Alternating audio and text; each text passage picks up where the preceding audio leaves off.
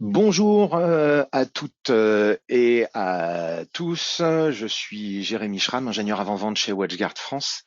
Merci de m'avoir rejoint pour ce webinaire sur le XDR, FreightSync en l'occurrence chez WatchGuard. J'espère que vous m'entendez correctement. Mon micro a l'air correctement branché. Cette présentation devrait durer un petit peu moins d'une heure, logiquement. Nous aurons normalement le temps pour les questions au fur et à mesure, donc n'hésitez pas à utiliser le panneau des questions qui se trouve dans votre fenêtre GoToMeeting merci Thierry, de façon à ce que je puisse les prendre au fur et à mesure. Dans la mesure du possible, j'essaierai de prendre vos questions au fur et à mesure, à moins que potentiellement ça ne vienne en avance d'un élément qui sera expliqué plus tard. Pour cette présentation, on a un petit peu de PowerPoint et puis un petit peu de démo. J'ai préparé quelques bricoles ce matin, toutes fraîches, pour pouvoir vous montrer ce qu'il en est. Alors, le sujet du jour, c'est donc le XDR. C'est un sujet qui n'est pas forcément très simple parce qu'on en imagine beaucoup de choses qui ne sont pas forcément toujours très vraies.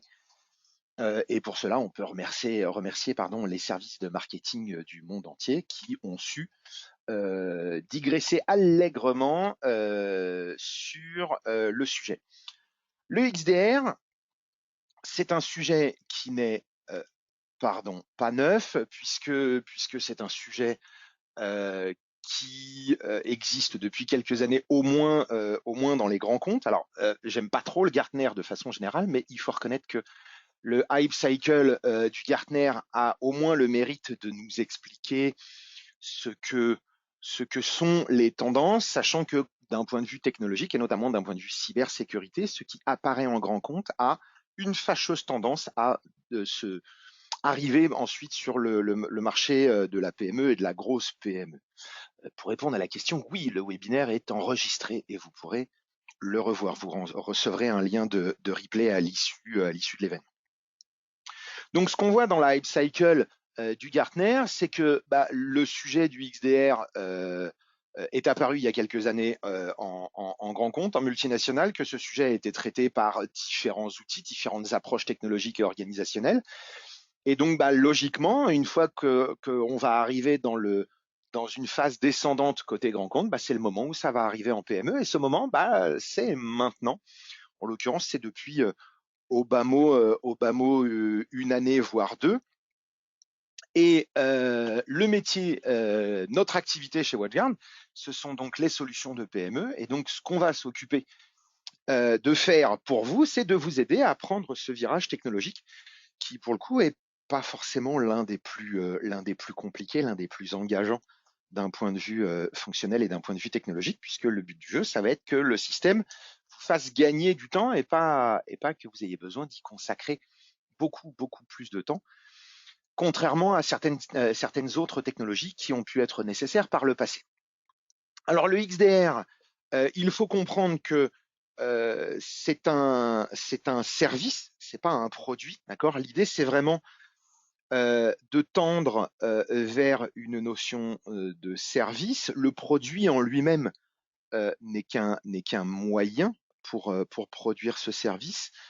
Ce service, c'est celui de l'accompagnement dans la cybersécurité et j'ai envie de dire dans le traitement des incidents, même si c'est pas tout à fait juste.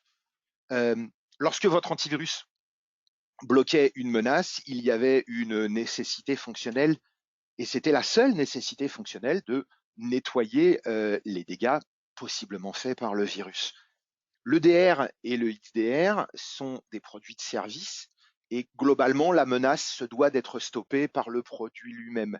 Ce qui est important dans ce type de produit, c'est de s'en servir pour comprendre les enjeux autour de cette attaque. On pourra y revenir peut-être un petit peu plus tard si vous le souhaitez, mais globalement, gardez toujours en tête la vue générale du MITRE attaque, dans laquelle on vous décrit la chronologie d'une attaque, et donc le fait qu'un EDR ou une solution de XDR bloque une attaque, ça doit vous amener à considérer tous les événements qui se sont produits avant et qui devraient être traités, pas nécessairement par les solutions de sécurité elles-mêmes, mais par l'organisation, par la segmentation réseau, la segmentation des droits, j'en passe, et des meilleurs. la question pardon, qui va se poser autour du XDR, c'est quelle solution est-ce que je dois utiliser? J'ai déjà un UTM WatchGuard, j'ai déjà de l'EDR WatchGuard.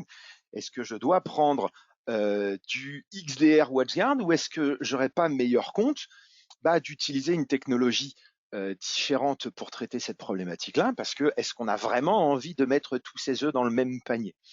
Cette réflexion, elle est habituelle d'abord, elle est normale ensuite. Il est important de se poser la question, mais la réponse ne peut pas toujours être celle qu'on attend, simplement parce que technologiquement, depuis un bon millénaire, on a des moyens pour que mettre tous ses œufs dans le même panier ne soit pas une contrainte, mais parfois une solution. Donc on ne peut pas s'arrêter à cette simple question. Le XDR, tout le monde en parle depuis globalement 2 ans, et le problème, c'est que tout le monde en parle depuis 2 ans et que personne ne prend le temps d'expliquer ce qu'est le XDR. On se retrouve dans une situation un petit peu étrange où globalement 2 éditeurs différents n'ont pas la même définition de ce qu'est le XDR. Et il va falloir pourtant qu'on détermine ce qu'est le XDR et ce qu'il doit faire pour nous et à quel prix au sens large, puisque c'est pas un effet de mode, c'est pas quelque chose qui va passer, c'est un produit qui doit venir enrichir votre écosystème de sécurité de façon à pouvoir vous faire gagner du temps, parce que le propre de la PME, quelle que soit sa taille, c'est par essence le manque de temps et le manque de personnel. Donc, il faut une solution qui puisse vous faire gagner du temps. Tâchons de répondre à la question, qu'est-ce que c'est que le XDR? Et donc, une fois de plus, on va peut-être s'attacher à revenir au Gartner, même si ça a pas, si c'est pas, comment dire, ils n'ont pas forcément la science infuse. Déjà, l'acronyme lui-même, c'est Extended Detection and Response. Detection, jusque-là, on est tous d'accord. La réponse apportée à un événement, on pourrait commencer déjà à ne pas être d'accord, mais ce qui est important, c'est le Extended. Et donc, qu'est-ce que c'est? Eh ben, ce Extended, c'est le fait de d'amener, d'avoir des capacités de détection et d'amener une réponse à un incident qui aurait pu être identifié grâce à un périmètre étendu. C'est ça, ce extended. Un périmètre étendu, eh ben, ça veut dire simplement qu'on a besoin de ne plus fonctionner avec des œillères. Globalement, dans pratiquement n'importe quelle attaque informatique, vous allez avoir des aspects système, vous allez avoir des aspects réseau, vous allez avoir des aspects identitaires, vous allez avoir tout un tas de choses. Encore une fois, référons-nous au MITRE pour comprendre qu'une attaque informatique, c'est pas une action unique. Et donc, l'idée, c'est de pouvoir étendre ce périmètre de détection à plusieurs systèmes. Votre firewall, aussi parfait soit-il, aussi rouge soit-il, ne voit que ce qu'il traverse. Et votre EDR ne voit que ce qui se passe sur la machine, globalement. Un EDR, c'est globalement assez nul en réseau, quel que soit l'éditeur de la solution, parce que c'est pas le but. Et donc, en retirant les œillères, en mettant une interface entre différents produits, ça permettra d'avoir une vue générale, une vue globale d'une situation et peut-être du coup pouvoir s'apercevoir qu'un événement passé inaperçu dans le firewall et un événement anecdotique dans l'EDR, associés entre eux pourrait nous permettre d'identifier un début d'attaque en cours sous une forme peut-être un petit peu nouvelle. Je pense que le bon exemple pour ça, c'est le film Usual Suspect de 1995. J'espère que vous l'avez tous vu. Si c'est pas le cas, je vous encourage vivement à le regarder. Et à la scène de la fin, vous penserez à moi parce que la scène de la fin, c'est typiquement du XDR. Pas de spoil. Donc le XDR, c'est un produit ou une plateforme qui doit être alimentée par plusieurs sources plusieurs sources de données, de façon à ce qu'il puisse y avoir une corrélation entre ces différents éléments. Et le XDR est spécifique à un éditeur. XDR, considérez que XDR, ça veut dire XDR natif, XDR propriétaire. Pourquoi? Parce que l'éditeur d'un ensemble de solutions est le mieux placé pour les corréler entre elles. Et le XDR, c'est propriétaire. Il existe une alternative qui est l'OpenXDR, qui est comment dire, un système au sens large du terme qui va corréler des solutions d'éditeurs tiers, les corréler entre elles de façon à pouvoir élargir le scope et peut-être ne pas mettre tous ses œufs dans le même panier. Le problème qu'il va y avoir avec un OpenXDR, c'est que la solution de corrélation a un coût elle-même, qui peut être beaucoup plus élevé que ce qu'un éditeur unique pourra proposer dans un XDR dit natif, entre guillemets. Et puis la complexité de l'intégration est importante. Lorsqu'un l'éditeur de la solution A met un système à jour, fait un upgrade dessus, bon ou mauvais, peu importe, est-ce que l'interfaçage avec mon OpenXDR sera toujours fonctionnel, etc., etc. Donc globalement, considérez qu'il n'y a pas de mauvaise solution, d'accord? Il n'y en a pas une qui est plus performante que l'autre, il y en a probablement une qui est plus adaptée à votre marché. En général, l'OpenXDR est une solution à plutôt envisager quand on est nombreux et qu'on a de l'argent, donc plutôt orienté grand compte, là où le XDR, entre guillemets natif, et je vais arrêter de dire entre guillemets natif, le XDR, lui, est plutôt orienté PME, manque de temps, manque de personnel, de par l'échelle de mise en œuvre et de maintien. Le XDR chez WatchGuard, c'est un fantasme de longue date, et ça s'appelle ThreatSync. Il y a très longtemps que WatchGuard imagine un monde merveilleux dans lequel nos firewalls pourraient communiquer avec d'autres systèmes de façon à avoir plus d'informations sur des événements et pouvoir identifier plus de menaces. Et globalement, ce que va faire le XDR, c'est collecter des données, les agréger entre elles de façon à pouvoir peut-être identifier de nouvelles formes de menaces qui est échappé à un produit parce qu'il s'est raté, hein, aucun système de sécurité n'est fiable à 100%, ou simplement parce que l'attaque est tellement novatrice, tellement nouvelle, tellement zéro day qu'elle n'est pas détectable, et dans la mesure du possible, y appliquer des mécanismes de remédiation de façon à pouvoir contrer l'attaque de façon la plus automatisée possible et la plus rapide possible, si possible avec le moins d'actions humaines possible. Les bénéfices, ils sont assez immédiats. Avec une vue priorisée, on va pouvoir gagner du temps dans le traitement des événements de sécurité, gagner du temps sur la définition de ce qu'est un événement de sécurité et ce qu'est un non-événement. Consolider les solutions entre elles. Si vous n'avez plus besoin de passer d'une plateforme à l'autre pour prendre des actions de remédiation, c'est un gain de temps important. Tout ça va amener donc une vue contextuelle qui sera spécifique à chaque événement, chaque produit, chaque attaque, etc. Et tout ça doit permettre de bloquer beaucoup plus rapidement les attaques. Et en fait, tout ça, ça revient simplement à mettre fin au fonctionnement en silo des produits dans lesquels j'avais une console pour une solution de sécurité, une autre console pour une autre solution de sécurité. Et à défaut même de vouloir corréler les éléments entre eux, quand il y avait un événement de sécurité relativement important, il fallait se pencher et sur le endpoint, et sur le réseau, et sur le firewall, etc., de façon à essayer de faire les liens nous-mêmes, de façon à pouvoir identifier les portes d'entrée d'une attaque potentiellement réussie, etc. Donc l'enjeu, c'est vraiment de pouvoir réduire la complexité de gestion de ces événements de sécurité, réellement pouvoir gagner du temps qui pourrait être consacré à autre chose.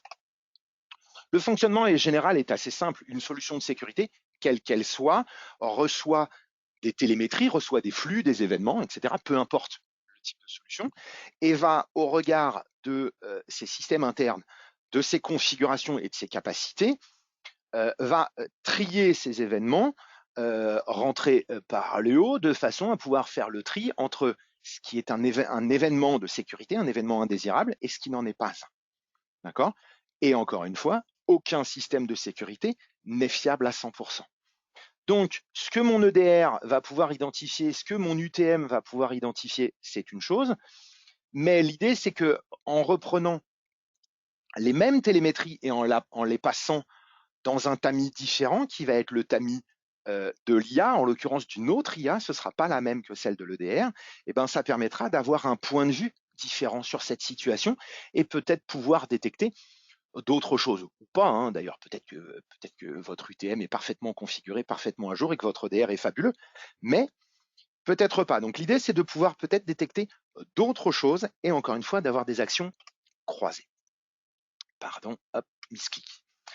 ThreatSync chez WatchGuard, c'est donc le XDR de WatchGuard qui va s'occuper de collecter les télémétries de différentes solutions de sécurité WatchGuard, c'est propriétaire, j'insiste, donc UTM, Endpoint, Wi-Fi et bientôt MFA. Je suis désolé, on a un petit peu de retard sur l'intégration du MFA dans le XDR. Et donc, ces télémétries sont soumises à une IA spécifique qui va tâcher de créer des liens entre les différents événements, différents non-événements. Encore une fois, l'événement, c'est tout ce qui se produit, un flux réseau autorisé, un processus qui a le droit de démarrer, une modification de registre. D'accord ? On n'est pas dans le traitement des alertes qui ont déjà été bloquées par les produits, les produits sources, parce que ça n'a pas de sens. Ce qui est déjà détecté, c'est déjà traité. Le XDR, je vous disais, c'était une tentative historique. À l'époque, dans la suite UTM de WatchGuard, on avait un produit qui s'appelait TDR pour Threat Detection and Response, qui ne voulait rien dire, mais en même temps, l'acronyme XDR, il n'existait pas. Alors, c'est pas vrai, Threat Detection and Response, c'était la détection et la remédiation des menaces. Donc, si pour le coup, ça voulait dire quelque chose. Et pour ceux qui auraient raté cette information, l'an dernier, il y a eu une évolution de cette suite dans laquelle on a fait disparaître TDR pour y intégrer notre solution d'EDR à travers un produit qui s'appelle EDR Core. Donc aujourd'hui, si vous êtes client, puisque je vois qu'il y a des clients dans mes charmants invités, si vous avez un boîtier en Total Security Suite, ce qui devrait normalement être le cas, vous avez du XDR. Vous avez un agent EDR qui est livré, qui va vous permettre de faire la corrélation entre des détections endpoint et des détections firewall. En l'occurrence, des non-détections endpoint et des non-détections firewall, plus probablement. Et donc, logiquement, vous avez suivi un processus de migration qui s'est achevé l'an dernier, dans lequel on retirait le produit OS Sensor de TDR pour le remplacer par le DR Core. De toute façon, aujourd'hui, le produit TDR ne fonctionne plus, donc je ne vais pas m'apesantir sur les aspects de migration, mais globalement, l'EDR Core est le premier niveau d'EDR, de détection comportementale, de détection contextuelle, et il est directement fourni de base avec l'UTM, même si vous n'avez pas l'EDR, le PDR de WatchGuard. Alors, je vais passer ça rapidement. Si vous ne le savez pas, si vous n'avez pas utilisé et si potentiellement vous n'avez pas ces éléments-là, sachez qu'on peut démarrer des versions d'évaluation des différents systèmes et on peut même faire un upgrade temporaire de l'EDR Core vers les versions supérieures de l'agent dont on va reparler plus tard. La console EDR, normalement, vous la connaissez. Si vous ne la connaissez pas, on devrait la survoler tout à l'heure pendant la démo. On va se passer des étapes de migration et globalement, d'un point de vue fonctionnel, l'EDR Core, lui qui est livré avec l'UTM, il a des capacités fonctionnelles avec le firewall, notamment la capacité de faire du VPN enforcement et pour le coup du network enforcement sur le Wi-Fi WatchGuard aussi. Donc on peut conditionner l'accès VPN et l'accès Wi-Fi à la présence de l'EDR du compte du client. Et cet EDR Core a des capacités de remédiation, terminaison de processus, suppression, isolation du périphérique, etc., et des détections contextuelles et le lien avec le XDR. Mais c'est un EDR allégé. D'accord ? L'EDR de base, donc l'EDR fourni sans antivirus, il s'appelle donc sobrement EDR. C'est celui qu'on pourra utiliser dans des phases de transition avec un antivirus préexistant. Donc qui lui va intégrer les mécanismes de zéro trust applicatif, etc. et être rendu compatible avec les modules complémentaires type gestion de correctifs, etc. Et puis le niveau normal de fonctionnement, le PDR, dans lequel j'ai toutes les briques de protection endpoint, de détection endpoint, donc l'antivirus, l'EDR, et l'Advanced PDR, qui est un cas particulier que, d'après la liste que je vois, seul un ou deux d'entre vous connaissent, et c'est normal parce que c'est une solution qui est plus avancée, plus orientée SOC. Elle nécessite plus de travail parce qu'elle est plus riche fonctionnellement et permet de faire des choses manuelles un peu plus complexes. Donc, c'est probablement pas l'objet. Eh bien, il est temps d'arrêter le PowerPoint si ça vous va. Est-ce que vous avez des questions? A priori pas jusque-là. Alors, le XDR de WatchGuard, comment ça marche? Donc ça, c'est une vue partenaire. Je suis un partenaire WatchGuard fictif qui s'appelle WatchGuard Sales IMIA. Donc c'est le compte des avant-ventes européens. Et pour démarrer du XDR, j'ai besoin d'avoir des produits éligibles au XDR, donc de l'EDR, EDR Core, EDR, EPDR, Advanced EPDR, et ou un UTM WatchGuard. On pourrait mettre du Wi-Fi aussi, mais c'est moins immédiatement l'objet. Et donc, en venant dans ma console WatchGuard Cloud, si je viens donc configurer ThreadSync, la première fois, je vais tomber sur ceci. Je vais simplement cliquer sur Activer ThreadSync. Il va y avoir une petite moulinette qui dure 30 secondes, le temps d'activer les modules dans la console. Et au bout de 30 secondes, félicitations, vous avez du XDR. Ça y est, c'est fait. Le XDR est actif. Le XDR est fonctionnel. Non, il faudrait inventer un mot, on va dire fonctionnalisable. Ce qui va se passer, c'est que lorsqu'on va activer le XDR, on va se retrouver en capacité de déterminer quels sont les produits que vous souhaitez intégrer au XDR. On pourrait très bien décider que tous vos firewalls n'ont pas leur place, peut-être. Donc moi ici, j'ai plusieurs firewalls, j'ai des bornes Wi-Fi, d'accord, et j'ai du endpoint, en l'occurrence dans mon cas de l'EPDR. Je choisis les produits à corréler entre eux, et dès lors que je vais valider ça, le XDR va commencer ses étapes de détection. On m'avait fait une blague très drôle en disant à ce stade-là, c'est pas du XDR, c'est du XD, c'est un smiley. Vous voyez le petit bonhomme XD? Bref. On est dans de la détection étendue. À partir du moment où je vais valider ça, les événements de sécurité, les détections directes et indirectes vont remonter dans ma console de surveillance qu'on va aller voir après. Okay? Si je veux de la remédiation, eh bien, dans les stratégies d'automatisation, je vais pouvoir indiquer des comportements à induire par le biais du XDR lui-même, en gros par le biais de l'IA. Je pourrais générer automatiquement des stratégies par défaut qui seront au nombre de 2, une concernant de l'archivage et une concernant un mécanisme d'isolation automatique d'un agent. D'accord? Et globalement, vous pouvez créer ce que vous voulez. Ici, j'y ai fait des choses un petit peu éclatées, un petit peu morcelées, découpées, de façon à pouvoir répondre à différents types de démos. Mais globalement, voilà les stratégies que vous devriez avoir. D'abord, une stratégie d'archivage dans laquelle je vais demander à archiver des événements d'importance faible. Les événements de sécurité vont être classés sur une échelle de 1 à 10. 1, c'est pratiquement un non-événement, et 10, c'est dramatique, il y a le feu. Okay? Ce niveau de dangerosité, il est relatif à la menace elle-même et à son contexte. Donc, si vous vous posiez la question, je ne peux pas vous dresser une liste des menaces de niveau 10, parce que c'est contextuel. Si j'essaie d'exploiter une vulnérabilité SQL sur une machine qui n'a pas de SQL, même si la CVE c'est un 9,8 et donc potentiellement un risque 9, et ben, le fait que j'essaie d'exploiter cette vulnérabilité sur une machine qui n'a pas de SQL, donc qui n'a pas cette vulnérabilité, ben, mon risque relatif devient probablement un, je sais pas, moins 12, quelque chose comme ça.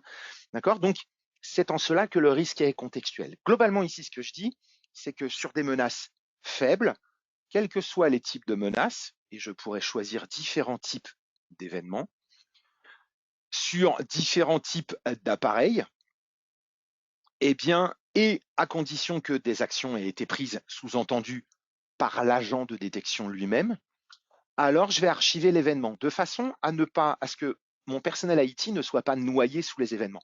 On va aller voir après comment ça se représente dans les menaces. Mais l'idée là-dedans, c'est de pouvoir gagner du temps dans un tri automatique. Et on parle bien d'archiver les événements et pas de les supprimer.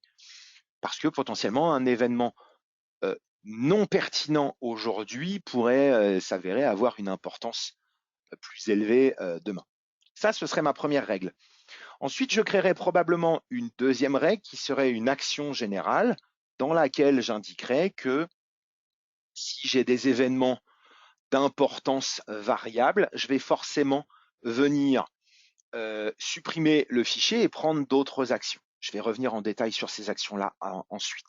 Ça, ce sera mon cas général. Et ce cas général, il va simplement servir à imposer une action de remédiation. D'accord ? Si ma solution de sécurité, mon EDR, mon firewall ou une autre solution, détecte l'événement par lui-même, enfin par elle-même, puisque c'est une solution, il faudrait que je fasse l'accord du genre, et que j'ai coupé une connexion, supprimé un processus, etc., etc., etc., je n'ai pas besoin d'imposer autre chose.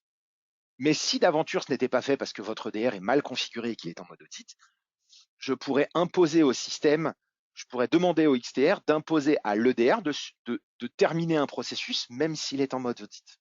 D'accord? Même avec une mauvaise configuration de l'EDR, je pourrais avoir une protection EDR. Ça ne veut pas dire que vous avez le droit de mal configurer vos produits.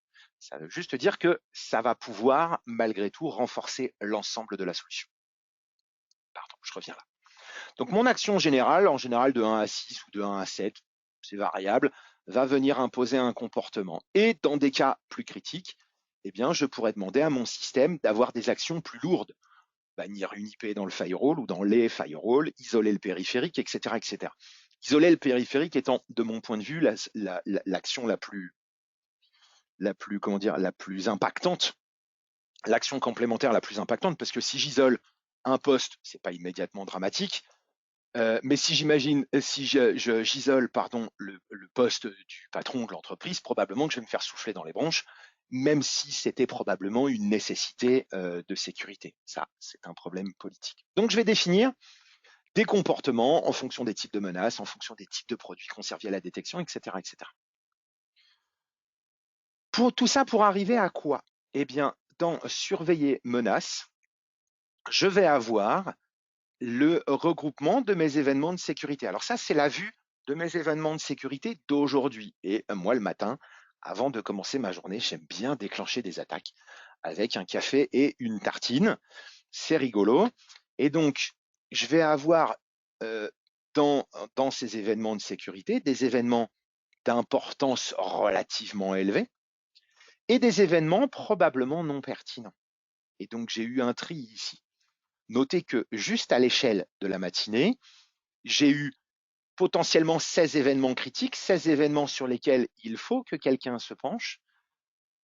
Et ces 16 événements font partie d'un total de 23 dans lesquels j'ai des événements qui ont été automatiquement archivés parce que probablement non pertinents. Il n'est pas nécessaire, probablement pas nécessaire que quelqu'un dépense du temps, j'allais dire perdre du temps, c'est pas bien, mais passe du temps à aller voir ces événements qui de toute façon ont été traités. Parce que rappelez-vous, ma politique d'archivage, c'est si l'événement est de faible niveau et que j'ai de toute façon pris une action de remédiation, alors j'archive. Donc, j'ai pas de vrai danger.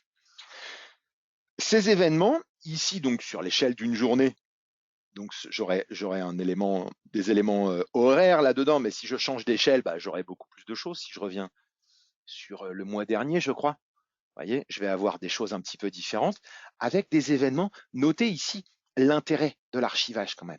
D'accord? Ça, c'était pour beaucoup des tentatives d'intrusion de botnet nativement bloquées par mon firewall. Perdre du temps à traiter 1189 événements de mon firewall, ça n'a pas de sens. Okay? C'est là vraiment que c'est important, l'archivage automatique. Et donc, mes événements du jour, eh bien, on va aller voir un petit peu ce qu'il s'est passé. Et donc, je vais avoir eu différents événements. Vous voyez, ça a commencé ce matin, pas trop de bonheur, hein, quand même, faut pas plaisanter, où il y a eu un programme dont l'exécution a été bloquée, et ensuite différents événements. Alors, il y a eu du Mimikatz, il y a eu tout un tas de choses comme ça, et il y a eu notamment, je regarde s'il est là, non, il n'est pas là. Différents types d'événements liés au PowerShell, etc., de l'exfiltration de données, etc., avec des actions qui ont été prises. Notez ici que je bloque des processus,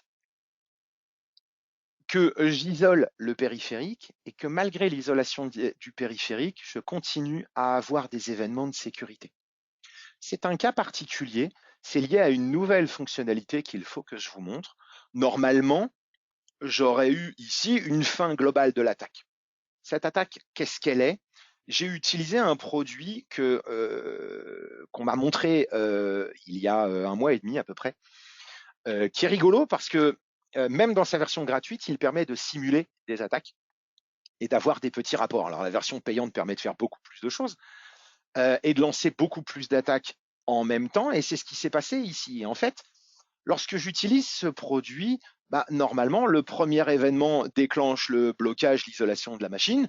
Donc, très rapidement, le test s'arrête. Donc, c'est difficile de maintenir le test. Et en fait, ce que j'ai fait, c'est que dans mes politiques de remédiation, j'ai créé une exception. Vous voyez ici, j'indique que, c'est très agressif comme politique, ne faites pas ça comme ça, c'est excessivement dangereux. Moi, je fais ça sur un labo, hein, pas sur une prod. Moi, je dis que, en gros, quel que soit le niveau de menace, je veux supprimer le fichier et isoler le périphérique. Sauf si il s'agit de ces processus. Globalement, l'isolation du périphérique va fonctionner. Je coupe toutes les communications réseau du poste, sauf pour ces processus-là. À quoi ça pourrait servir? Eh bien, typiquement, vous pourriez vous dire, moi, je veux bien qu'on isole les périphériques, mais je veux pouvoir prendre le contrôle de mes machines à distance, donc je vais autoriser ici teamviewer.exe ou anydesk client.exe ou n'importe quel outil de prise de contrôle à distance.exe. D'accord? De façon à ce que vous puissiez avoir l'isolation de la machine, mais que, en tant que personnel IT ou responsable de support, quelle que soit votre fonction, vous soyez en capacité de vous connecter à distance sur la machine pour pouvoir identifier dans le détail, faire de la remédiation à distance et retirer l'isolation de la machine pour pouvoir relibérer, revenir à un fonctionnement normal. Attention à ça, oui, c'est possible. Donc, il suffit ici de dire, alors ce sera on va dire remote access control, remote access tool, pardon, .exe. Ne faites pas ça. Et ici, je ferai entrer. Je ne vais pas le valider. Faites attention si vous voulez faire ça, puisque dans le contexte des attaques de type Living of the Land, je suis désolé, j'ai pas de traduction pour cette attaque-là, le pirate se sert d'outils préexistants, d'outils potentiellement légitimes. Donc, si vous autorisez l'accès avec votre outil de prise en main à distance, n'oubliez pas que le pirate pourrait le faire aussi. Ok? C'est très important. Vous ne pouvez pas, à ma connaissance, quelle que soit la solution de contrôle d'accès à distance, ouvrir aveuglément en vous disant que quoi qu'il arrive, ce sera sécurisé. Attention. D'accord? C'est très important. Mais du coup, je peux faire des exceptions. Donc là, ma machine, elle perd ses communications réseau, sauf pour ces processus-là, ce qui permet à mes fausses attaques, puisque ce sont des attaques qui ne créent pas de dommages, d'accord? Ces événements liés au mitre vont se poursuivre et donc mon faux attaquant va continuer à essayer de faire tout un tas de choses de façon à essayer de pousser son attaque le plus loin possible. Et ce qui va se passer, c'est qu'à un moment, je crois que c'est là, l'isolation va être déclenchée non pas par l'agent, mais par le firewall. J'ai demandé à mon firewall de bloquer l'IP de l'attaquant. Or, l'attaquant, c'est mon poste. C'est le poste de mon labo. Okay, je suis attaquant et victime en même temps. Et donc, à ce moment-là, je vais avoir une perte totale de communication puisque cette stratégie qui a conduit à l'isolation des communications réseau, alors pas transversale, mais au niveau du firewall, ça va être imposé par un autre mécanisme dans une autre politique, et en l'occurrence, la politique, c'est celle du firewall, donc mon exclusion ne fonctionne pas. D'accord? Mais ça permet de voir les différents niveaux d'exception possibles là-dedans. Donc ça, c'est une nouvelle fonctionnalité. Si vous connaissiez déjà Threating, peut-être que vous n'avez pas encore vu cet élément-là. Ça se crée ici. Dès lors qu'on va activer l'isolation du périphérique, on pourra mettre des exclusions et éventuellement faire popper un message sur la machine. Okay, dans le suivi de mes événements de sécurité, je vais avoir tout un tas d'éléments qui vont me permettre d'agir, de voir ce qu'il s'est passé. Donc, si je prends, je sais pas, allez, tiens, on va aller voir ça, mimilove.exe, je ne connais pas. Eh bien, j'ai eu ici le fichier qui a été bloqué par une stratégie. L'ordinateur a été isolé. L'ordinateur en question, c'était celui-ci, c'était un malware. On peut aller le chercher dans VirusTotal, etc., etc. Comme je suis un prestataire, il est intéressant de savoir dans quel compte client c'est, puisque je peux avoir plusieurs comptes clients. Et globalement, voici les informations sur l'événement de sécurité qui s'est produit. Donc ici, c'est le binaire, son emplacement et son hash, mais si ça avait été un script, eh ben, j'aurais le détail de la commande PowerShell qui a été bloquée, etc., etc., etc.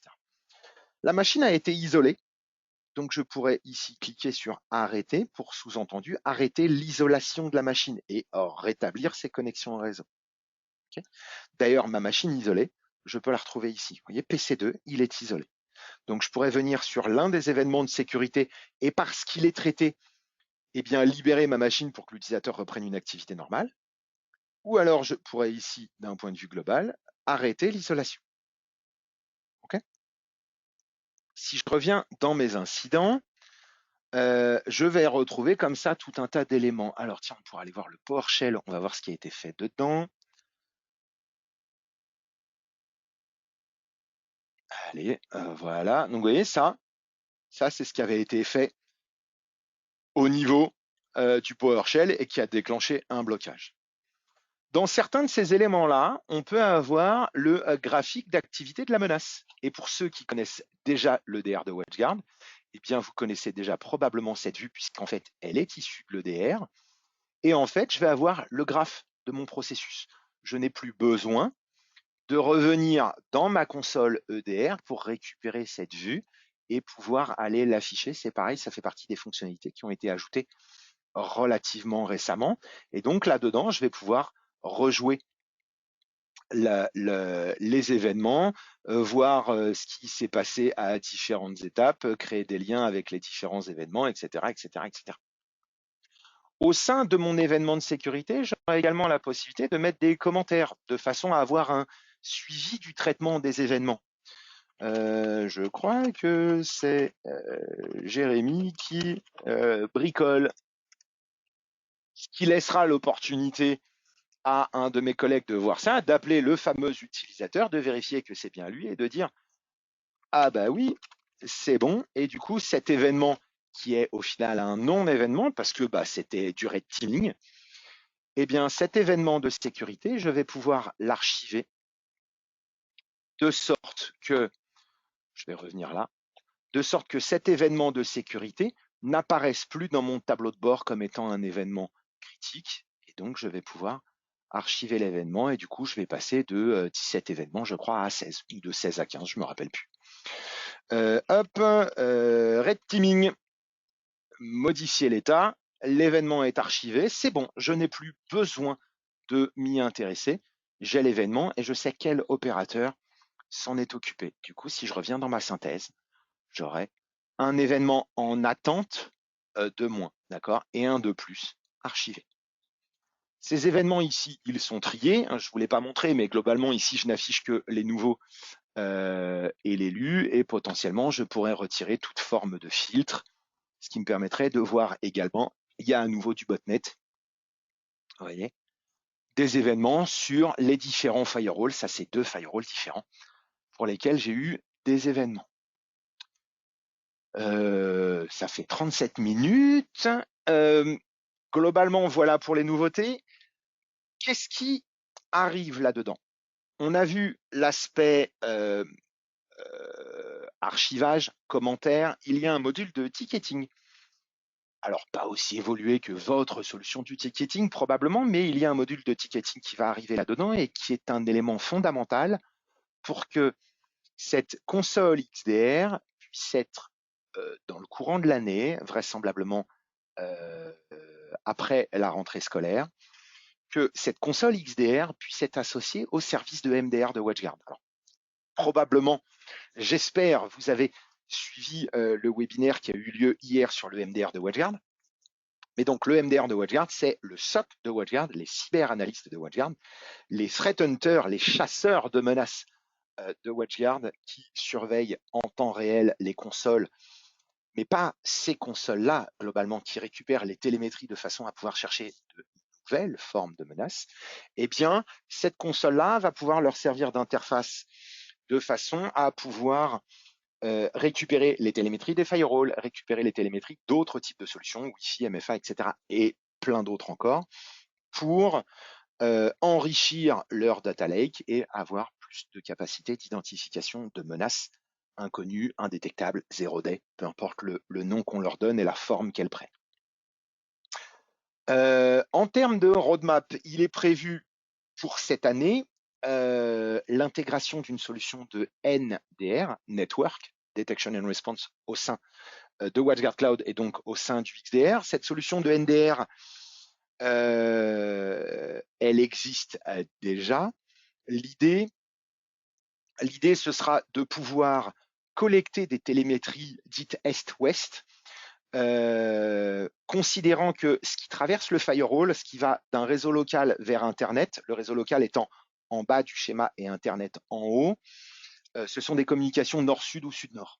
Okay, les communications Est-Ouest, c'est les communications au sein d'un réseau ou entre réseaux qui ne passent pas nécessairement à travers un firewall.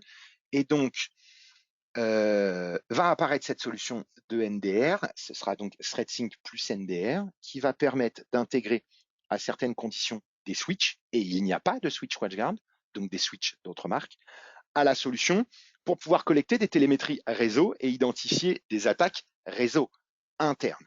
Les UTM WatchGuard, pour peu que ce trafic les concerne, eh bien, ils pourront récupérer eux-mêmes ce trafic, ce qui, de facto, va transformer notre solution notre solution de XDR en une solution d'OpenXDR.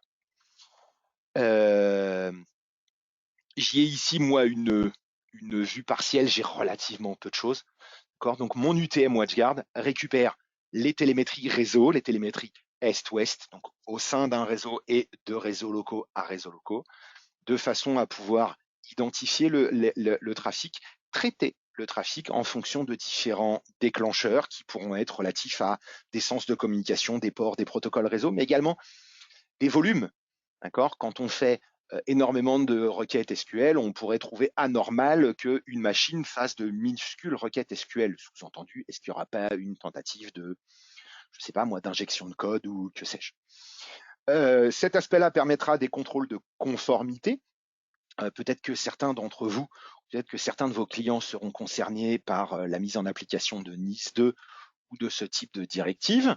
Donc, on aura un contrôle de conformité. Et la suite de tout ça, c'est l'intégration de solutions extérieures, donc notamment des solutions cloud, dans une version NDR SaaS du produit qui couvrira Office 365 dans son intégralité, Google Workspace, mais également des VPC AWS, des réseaux Azure, etc., etc., etc. Donc ce XDR de WatchGuard, parfaitement fonctionnel, excessivement rapide à mettre en place, va à relativement courte échéance devenir une solution aussi d'OpenXDR. Il me semble avoir fait à peu près le tour de cette console, de ses fonctionnalités et des nouvelles fonctionnalités. Je ne sais pas si vous avez des questions. Pardon. Peut-être que vous voulez revenir sur des éléments plus génériques. Je parlais du Mitre Attack tout à l'heure. Pas de questions? Les agents sont facilement déployables sur un environnement Apple, entre parenthèses Mac. J'imagine qu'il y a un point d'interrogation.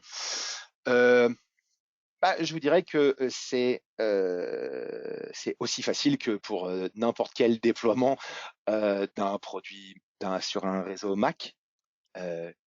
Apple ne fournit pas, à ma connaissance, de solution de réelle centralisation. Ah si, il y a un système de MDR, mais je sais pas s'il s'applique sur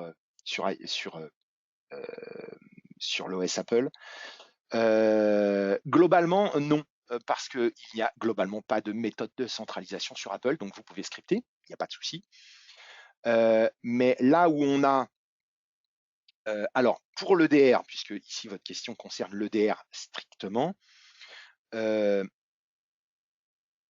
sous Windows, il est excessivement facile de déployer des choses de façon centralisée avec des outils Microsoft et avec un outil intégré, mais l'environnement Apple est fermé à ce type de mécanisme. Donc, je n'ai pas plus de solutions que ce qui existe déjà. Ceci dit, votre question éveille un commentaire chez moi. Ici, on a parlé de Extended Detection and Response dans le principe de étendre le périmètre de détection à plusieurs produits. Gardez à l'esprit que si d'aventure vous n'avez pas encore déployé le DR Core, on pourrait parfaitement déclencher, mettre en œuvre le XDR uniquement pour le firewall ou les firewalls, simplement parce que, à défaut d'avoir plusieurs sources de données pour pouvoir pour pouvoir étendre le périmètre de détection, on pourrait simplement automatiser certains types de réponses à incidents sur les firewalls unitairement. Donc, on pourrait aussi faire du DR sur un firewall, amener de l'intelligence dans un firewall qui n'est pas prévu pour être intelligent. Oui, Alexandre, pas de souci, bonne journée. Oui, il y aura un replay. Donc, même si vous n'avez pas encore déployé le DR Core, même si vous n'avez pas encore activé de stratégie pour corréler EDR et firewall, sur l'EDR seul et sur le firewall seul, c'est un bon moyen pour pouvoir déclencher des remédiations parfaitement automatisées. Est-ce que vous avez d'autres questions? Intégration DNS WatchGo dans la console, c'est un piège. C'est un piège. Oui, ça reste prévu, mais c'est pas une priorité dans la roadmap. Mais oui, c'est censé arriver à terme. Alors, je ne sais pas, d'un strict point de vue XDR, je ne sais pas ce que DNS WatchGo pourra amener comme plus-value de détection, puisque les aspects filtrage web sont traités dans l'EDR, il n'y a pas de plus-value de ce côté-là. Le DNS Watch existe dans le firewall, donc je ne sais pas s'il y aura quelque chose de ce côté-là. On pourrait peut-être imaginer une forme de détection en mobilité pour un utilisateur qui n'aurait pas l'EDR, associé à des événements de MFA. Oui, peut-être, mais je ne suis pas certain de la plus-value d'un strict point de vue XDR de l'agent DNS WatchGo. Mais je n'ai pas la science infuse.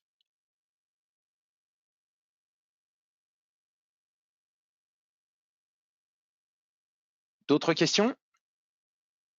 Alors, si d'aventure des questions vous revenaient après la fin de ce webinaire, n'hésitez pas à nous écrire, soit sur nos adresses email individuelles, soit à l'adresse se-france@watchguard.com pour les avant-ventes, Alexandre et moi,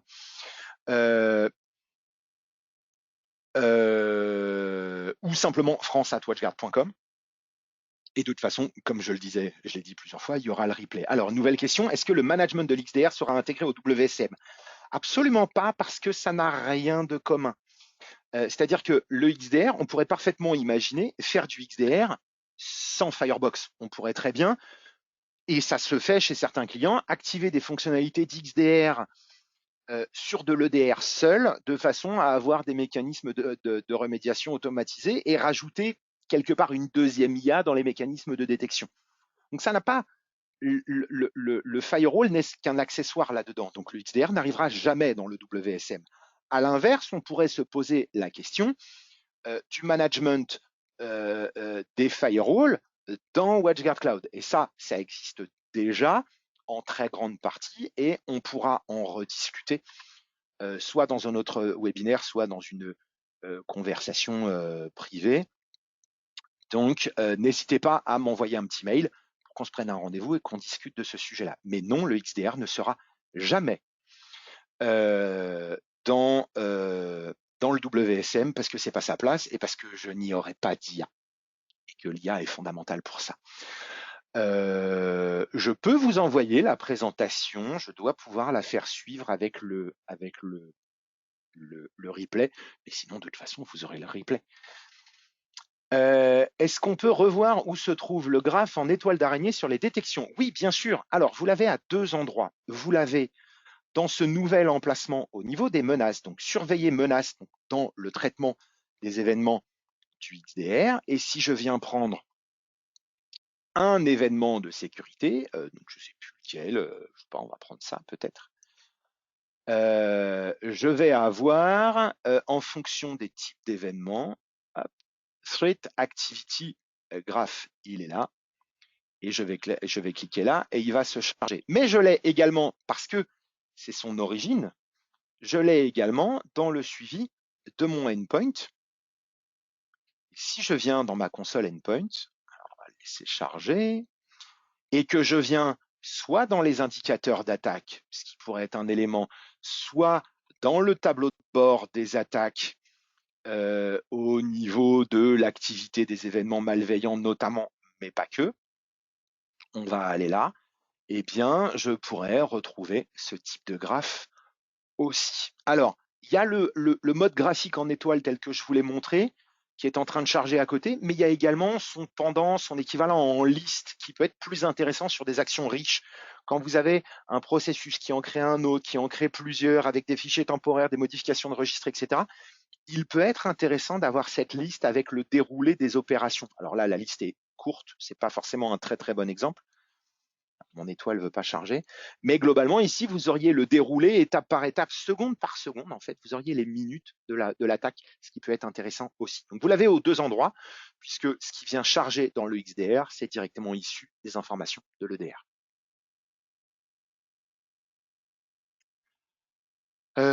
Si vous n'avez pas d'autres questions, je vais vous libérer. Je vais vous souhaiter une bonne journée. Prenez soin de vous. N'hésitez pas à revenir vers nous s'il y a la moindre question. Si vous voulez essayer, s'il y a des informations qui vous manquent. Si vous voulez reparler de MDR, si vous voulez reparler du Mitre, si vous voulez reparler de Firewall, si vous voulez reparler de Roadmap, se-france@watchguard.com ou france@watchguard.com, mais un certain nombre d'entre vous connaissent déjà parfaitement ces adresses et connaissent la mienne aussi. Messieurs, mesdames, je vous souhaite une excellente journée et à très bientôt. Au revoir.